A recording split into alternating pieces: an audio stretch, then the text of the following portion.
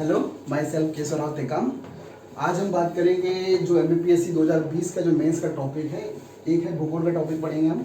Unit 3 में लिखा है आपदाग्रस्त जनजातियाँ। ठीक है, तो हम इसके बारे में जानने की कोशिश करेंगे किस प्रकार से क्वेश्चन आ सकते हैं, हमको किस प्रकार से लिखना है।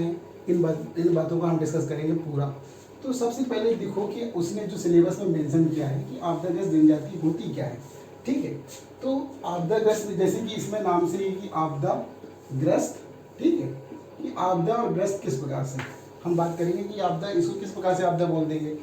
तो देखो, अगर मैं थोड़ा सा इंट्रोडक्शन देना चाहूँ, एक आया था 1967 में ढेबर कमेटी। ढेबर कमेटी थी जी, जो ढेबर कमेटी थी उनने रिकमेंडेड करी थी 75 जनजातियाँ। इसमें कुछ कम जनजातियाँ भी शामिल थी, लेकिन उसमें बाद में टोटल मिला के भारत भर में 75 जनजातियाँ ऐसी हैं जो आपदाग्रस्त जनजाति है। इसे हम बोल सकते हैं PVTG, यानी होता है प्रिवेंटिव वल्नरेबल ट्राइबल्स ग्रुप। तो इसी प्रकार जब हमारा जो मध्य प्रदेश है उसमें PVT जो सैनिक के जितने भी ट्राइबल्स ग्रुप हैं उसमें तीन जो हैं उसको इंक्लूड किया जाता है। तो वो 3 ट्राइबल्स हैं। अब ये 3 ट्राइबल्स कहाँ कहाँ हैं, किस प्रकार से, इसको हम समझने की कोशिश करेंगे। तो अरे आपको मैं बताना भूल गया कि आपदाग्रस्त का मतलब क्या होता है। ठीक है, देखो, ढेबर कमेटी ने जब रिकमेंडेड करी थी आपदाग्रस्त जनजाति को डेफिनेशन करने में कि आपदाग्रस्त जनजाति हम किसे बोलेंगे, तो उन्होंने 3 या 4 पॉइंट दिए थे। उनमें सबसे पहले उन्होंने बोला था कि उनकी जनसंख्या क्या होना चाहिए, एक तो कम होना चाहिए और एक तो होना चाहिए स्थिर होना चाहिए, और वो थोड़ी क्या होगी, कम हो रही होगी। ठीक है, और दूसरा उनके पास क्या होना चाहिए, जो है मतलब जीवन यापन करने के लिए उनकी जो खेती कृषि प्रणाली जो होना चाहिए वो बहुत क्या होना चाहिए, नगण्य होना चाहिए। ठीक है, इसमें एजुकेशन लेवल क्या होगा, कम होगा। इसके आधार पर उन्होंने ढेबर कमेटी जो कमेटी बनी थी उन्होंने रिकमेंड करी थी कि जो भारत में ऐसी 75 जनजातियाँ हैं जिसको हम इंक्लूड कर सकते हैं, इन्हें विशिष्ट संदर्भ में ये आपदाग्रस्त जनजाति कहलाती हैं। तो अगर आपको पूछता है कि आपदाग्रस्त जनजाति है क्या, तो आप इसको बोलोगे कि आपदाग्रस्त जनजाति क्या है बोलोगे। अगर मान लो उसने पूछ लिया PSC ने कि आपदाग्रस्त जनजाति क्या है, तो आपको 3 मार्कर में क्वेश्चन पूछ लिया, तो उसको बोलना पड़ेगा कि ढेबर कमेटी के रिकमेंडेड के अनुसार भारत भर में 75 जनजाति को इंक्लूड किया गया। इसका आधार देखो, पहले परिभाषा लिखोगे इसकी, तो ढेबर कमेटी के अनुसार बोलोगे कि फलाना फलाना, इसके अनुसार 75 है, जिसमें मध्य प्रदेश में 3 है। ठीक है, अब इसके आधार क्या थे ये लिखोगे। ठीक है, और सरकार के द्वारा एक कल्याणकारी योजना जो चलाई जा रही है इनको उत्थान के लिए। देखो, जो आपदाग्रस्त जनजाति है ना वो कुपोषण से ग्रसित है, इसलिए हम हमेशा अगर इसका आंसर देंगे तो हमेशा स्वास्थ्य के परिप्रेक्ष्य में देंगे। तो सरकार ने क्या करी है, मध्य प्रदेश सरकार ने इसमें आहार अनुदान योजना जो 2018 से चालू की गई है, जिसमें 1000 रुपये प्रति माह बच्चों को दिया जाता है। ठीक है, तो मतलब बच्चों को मतलब कुपोषण से दूर करने के लिए दिया जाता है, वो भी माताओं के नाम से दिया जाता है। देखो, अब हमने आपदाग्रस्त जनजाति की जो डेफिनेशन है वो तो पढ़ लिए हैं। अब हम बात करेंगे कि क्वेश्चन किस प्रकार से बनेंगे। आपदाग्रस्त जनजाति में अगर बात करते हैं, थोड़ा समझने की कोशिश करते हैं इसको हम कि देखो, मध्य प्रदेश में हमने 3 जनजाति को इंक्लूड करे हैं। देखो ये मैप है, देखो मैप बनाते नहीं बनता मेरे को अच्छे से, फिर भी मैं बना ही दे रहा हूँ। ठीक है, तो देखो मध्य प्रदेश में अगर आपदाग्रस्त जनजाति की बात करेंगे, एक ग्वालियर क्षेत्र में शिवपुरी वाले एरिया बेल्ट में आता है, इसमें एक होता है शहरी एरिया। याद ही आ गया होगा आपको। दूसरा है यहाँ पे छिंदवाड़ा के पतालकोट में आपको मिलेगा भारिया। तीसरा आपको मिलेगा शहडोल रीजन में, बालाघाट मंडला रीजन में आपको मिलेंगे यहाँ पे मिलेगा आपको बैगा। ठीक है, आप डिंडोरी में बैगा चक भी सुनते होंगे। उसमें कंफ्यूज है कि बैगा जो चक है वो डिंडोरी में है मंडला में, एक्चुअली वो डिंडोरी में है, 100% श्योर है। अब देखो, हमने अगर पूछेगा क्वेश्चन क्या बनेगा कि आपदाग्रस्त जनजाति क्या है, इसके क्या बोलेगा वो, इसकी प्रमुख समस्या पूछ सकता है वो। 100% विश्वास है कि वो समस्या पे खेलेगा मेंस।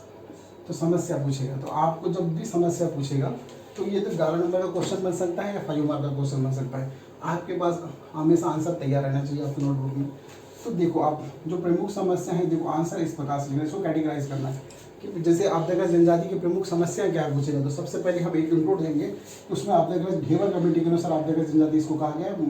भारत में 75 में से मध्य प्रदेश में कितनी जनजाति है, तो 3 जनजाति हैं। तो आप बोलेंगे बैगा है, सहरिया है, फिर बोलेंगे आप यहाँ पे भारिया है, इनको शामिल करिए, ये इंट्रोडक्शन हो गया। अब इनकी प्रमुख समस्या है, तो आप देखो, आप जब भी बनाओगे, जब वहाँ फ्लो चार्ट का बनाना है, जो फ्लो चार्ट बनाता है उसको बेस्ट आंसर मिलते हैं। तो आप देखो वहाँ पे तो देखो समस्याएं पूछेगा, तो देखो 3 कैटेगरी से 4 कैटेगरी। सबसे समस्या है उनकी, देखो अपन को राजनीतिक सीट से बचना है। सबसे पहले सामाजिक समस्या होगी जनजाति में, इसको बेस्ट लीजिए, ठीक है। अब राजनीतिक भी लिख सकते हैं, कोई इशू नहीं है, राजनीतिक में बहुत सारे पॉइंट है, राजनीति कम पॉइंट के चक्कर में मैंने ऐसे बोला। राजनीतिक, सामाजिक, आर्थिक लिख सकते हो आप, आर्थिक समस्या इनकी है, फिर शैक्षणिक समस्या इनकी है, और एक तो है स्वास्थ्य समस्या इनकी, ठीक है। ये कैटेगरी मैक्सिमम चांसेस है आपको बेस्ट नंबर देगी, ठीक है। अब इनकी प्रमुख समस्याएं क्या है, ये कैटेगराइज कीजिए कि राजनीति में का प्रतिनिधित्व कम है, ठीक है। जागरूकता कम होने के कारण ये पार्टिसिपेट नहीं कर पाते, फिर भी इनको गवर्नमेंट की तरफ से क्या है, रिजर्वेशन पॉलिसी दी गई है। आप पढ़े होंगे, पंचायती राज में आपको मिला होगा 243 डी, और आप पढ़े होंगे कि नगर निगम में भी आपको मिला होगा। तो जो समस्याएं बोल रहे थे, तो राजनीतिक समस्या है, सामाजिक समस्या क्या है, बहुत सारी जो तीनों जनजाति जो हैं वो समाज से इतनी पिछड़ी हो चुकी है कि क्या बताएं। इसलिए आप सामाजिक समस्याएं दे सकते हो, छुआछूत की समस्याएं आती हैं इनके अंतर्गत। समाज में इनको क्या बोलते हैं, व्यवहार नहीं कर पाता ढंग से, तालमेल नहीं बिठा पाते ये लोग। आर्थिक समस्याएं के साथ बहुत सारी है, आर्थिक समस्या है उनके पास। शैक्षणिक समस्याएं आप देख सकते हो कि उनका जो नामांकन होता है स्कूल में वो बहुत कम है। एक डेटा डाल दीजिएगा कि नामांकन बहुत कम है, इतना इतना फलाना। स्वास्थ्य समस्या में आपको कुपोषण को मेंशन करना बहुत जरूरी है, क्योंकि जो शहरीय ट्राइबल्स है हमारे मध्य प्रदेश की, वो क्या है, इतनी जो कुपोषण से ग्रसित है कि क्या बता दें। तो इसमें क्या है, कुपोषण का जो मामला है वो स्वास्थ्य समस्या में प्रमुख रूप से आ जाएगा। तो आप इसको मेंशन कर सकते हैं, इसके 3 भी पॉइंट बनाओगे तो बेस्ट आंसर हो जाएगा, उसको एक्सप्लेन कर दोगे, ठीक है। अब बोलेगा कि समस्या की सुझाव, अगर समस्या पूछ रहा है तो उसका सुझाव भी देना जरूरी है। तो सुझाव में आप देखो, सुझाव लिख सकते हो आप हमेशा ना नीति आयोग की रिकमेंड करो। नीति आयोग के अनुसार सरकार द्वारा फलाना ये प्रोग्राम चलाया जा रहा है, तो हम बोलेंगे नीति आयोग के अनुसार, ठीक है। सुझाव क्या करेंगे हम, इसको सुधारने की कोशिश करेंगे। देखो राजनीतिक रूप से, सामाजिक रूप से इनको उत्थान करने का प्रयास करेंगे, आर्थिक रूप से इनको मदद देंगे, बैंक से लोन प्रोवाइड करेंगे, ठीक है। फिर बहुत सारी योजनाएं हैं। फिर आप बोलेंगे शैक्षणिक स्तर पर हम देखो नामांकन के लिए सरकार क्या क्या योजना चलाई जा रही है, स्वास्थ्य समस्या पे क्या चल रही है, ऐसा करके इस प्रकार से आंसर लिखिए, आपको बेस्ट नंबर मिलेंगे।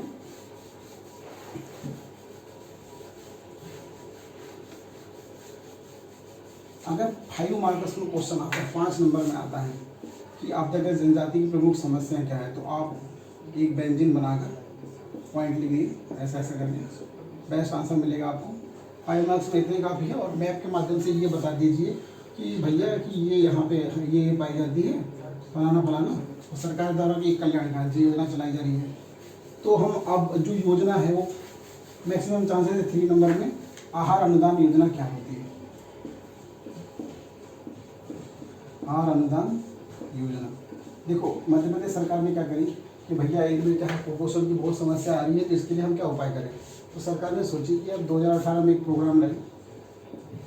इसमें क्या है, जो महिलाएं होती है परिवार की, उसके नाम से एक बैंक अकाउंट में हर महीने 1000 रुपये के हिसाब से डायरेक्ट डीबीटी के जरिए से पैसे पहुंचा दिया जाता है। ये क्यों पहुंचा जाता है, जो उनके बच्चे हैं वो क्या करें कि मार्केट से जो भी हैं कुपोषण से दूर करने वाले आहार जो है उनको क्या कर सकती है, वो ले सकती है। हॉट मिल हो गया, जो भी हो गया।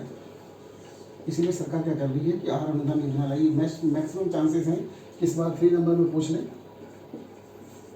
ठीक है। अब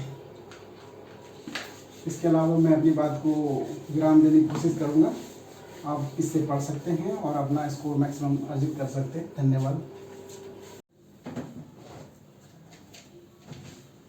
साथियों, आपने सुना ही होगा, गांव में एक कहावत है कि तैरना तभी आता है उसके लिए तालाब में कूदना पड़ता है, ठीक है। तो आपने सुना होगा कि जो हमारे टीचर हैं, सीनियर हैं, जो प्रोफेसर हैं वो हमें बताते रहते हैं कि आंसर राइटिंग कैसे करना है, कैसे नहीं करना है। लेकिन जो व्यक्ति निरंतर रूप से मेंस दे रहा है वो फेस कर चुका है, जबकि जो प्रोफेसर होते हैं सीनियर, वो इस परीक्षा की व्यवस्था से कट चुके हैं, वो अभी इसको फेस नहीं कर रहे हैं। तो इस प्रकार आप अच्छे अनुभव प्राप्त कर सकते हैं, अपना स्कोर अच्छा कर सकते हैं, आप सिलेक्शन की में पोस्ट अच्छी ले सकते हैं। ठीक है, तो इसी प्रकार निरंतर रूप से हमसे जुड़ते रहिए और अनुभव प्राप्त करते रहिए। धन्यवाद।